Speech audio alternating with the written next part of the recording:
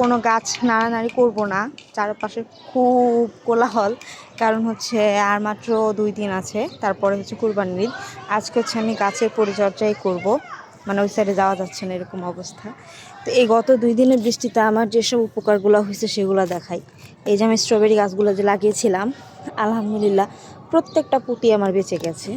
এই টবে এমনকি এই বৃষ্টিতে এই যে নতুন করে আবারও পুঁতি ছাড়তে শুরু করছে, সাথে সাথে এই যে আগাছার গোষ্ঠীও চলে এসেছে, যেটা হচ্ছে আমি তুলে ফেলে দিলাম।